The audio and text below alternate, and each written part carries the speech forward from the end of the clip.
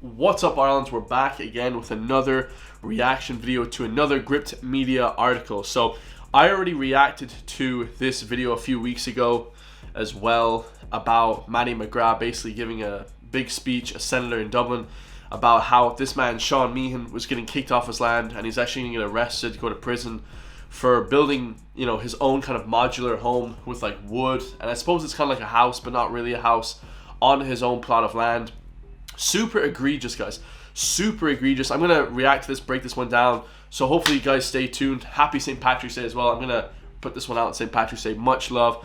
I just hit 80,000 subscribers as well, so much love to all my loyal supporters, loyal Patreon supporters as well. You know, I'm getting a lot of Irish support as well, so I appreciate the love and support. I'm going to give the love and support back to all my Irish supporters as well. So much love, guys. And over the last couple of weeks, you've helped blow up my channel. Every video is getting tons of views, so it really helped me do this full time. I love you guys all. And let's get this one, guys. Let's go. Let's hear this absolute nonsense. Let's go. Leo Varadkar said nobody has a veto on who lives next to them in rural country areas or villages. But so they're using the Tipperary County Council are using that veto against me. We're here today with Mr. Sean Meehan in County Tipperary. Sean, you're having some trouble with your home here. Can you give a little bit of background about what you've been going through for the past while? Basically, I sold my home house. My marriage broke down. So amicably, we decided to sell the house. So we sold the house. So at that stage then, I had nowhere to go. So this site was for sale. So I bought the site. And then I went off and bought a mobile home, placed it on it. At that stage, I had no electricity, no water, nothing. But at that time, my sister lived up the road. So I could have a shower and do all the things I needed to do. She doesn't live there anymore. So I had it. I spent the first winter in it. It was 7th of June when I moved in. The sun was shining. Lovely. The winter came. Toilet was frozen solid. And everything, my clothes in the wardrobe were all black and all. So I ended up, I had bad bronchitis. So I went to my GP, Dr. Ryan.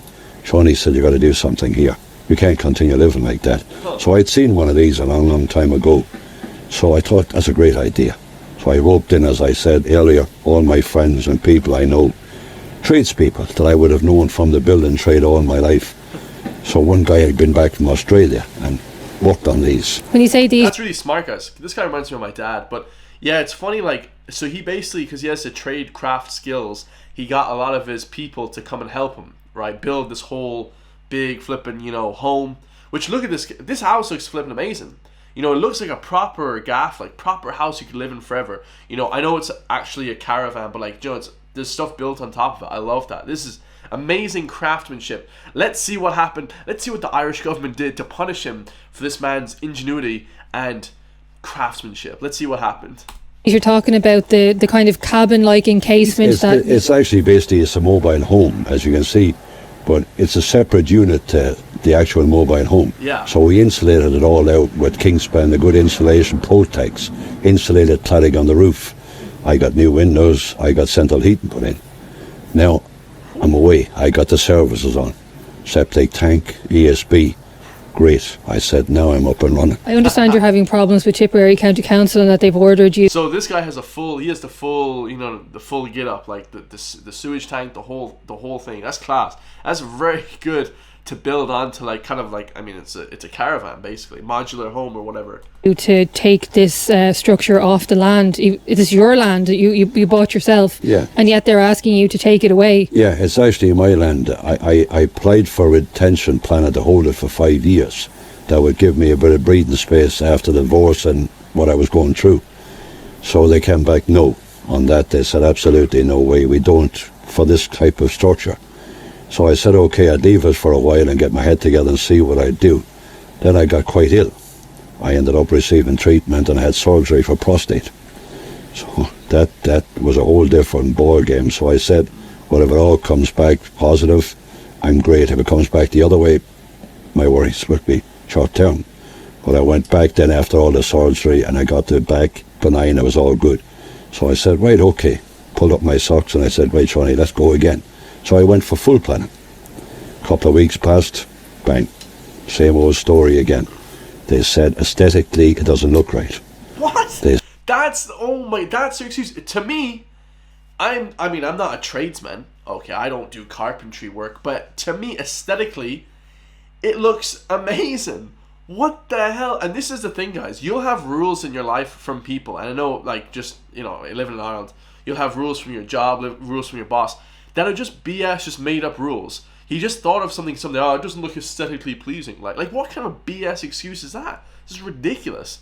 This guy's an Irishman. He should be allowed to do what the hell he wants. Guys, let me tell you something. If I was in power, I would just give everyone planning permission. I'm like, you want to build homes? You want to rent them out to tourists? Airbnb? Done. Planning permission right there. Like, you shouldn't be doing all this rigmarole to flip and get planning permission. This is just, like, who's in charge of that? Some rich guy, probably.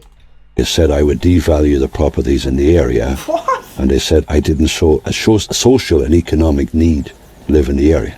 Now, I'm born and reared here. My parents and grandparents are right up the road in the cemeteries. So they said you This is like really embarrassing. This is actually embarrassing for the country, guys. didn't show Yes, a social socio-economic and economic need to live in the area. that you're from. I'm born and reared here. My parents and grandparents on the graveyard up the road. So it kind of knocked me a bit. So I was a bit taken aback, like that they said I would devalue the properties. So I said, right.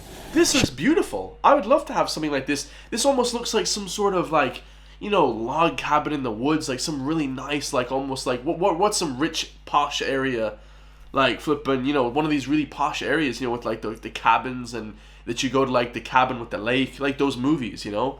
This is just ridiculous. What are they talking about? So I went then, and my daughter made up as a petition to state that if any of the neighbours had any issues about me living here, it was okay. So I took that to East Giffen. So I went along every house from where you came in, about a mile and a half to the other side, and everybody signed it and had no issues with it. Now I said to them, don't be under any duress from me because you know me.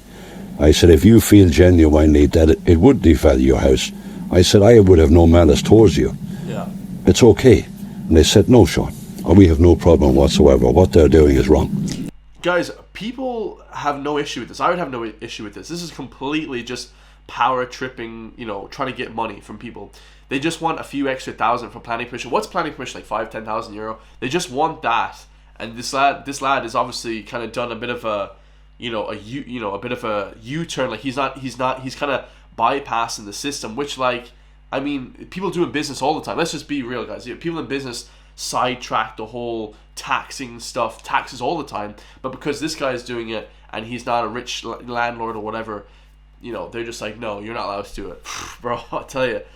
So I understand that when you got this land originally, it was, you know, it was just covered in trees and it had become a bit of a local dumping ground. Is that the case? It was actually a derelict site, and it was overgrown completely. The trees had fallen into the neighbours, everything. So it was an eyesore basically, but I said, look, I could do this, and I could give me an opportunity to get back where I originally was with my own house. So we cleared it all, get everything right, and we made a pretty good job of it. And I got rid of all the stuff that people, like, they had passed and they just thrown in black bags and stuff in there. So I think it looks a lot better than what it did back then. Yeah, dude, it looks amazing. Like, just from a, like, I'm not trying to be biased. I'm a fair guy. This looks amazing, guys. The dude has Wi-Fi. Like, he's just savage. Like, I don't know why they're being such flippin' little punk flippin', you know, so, like, touchy about this. It's so weird.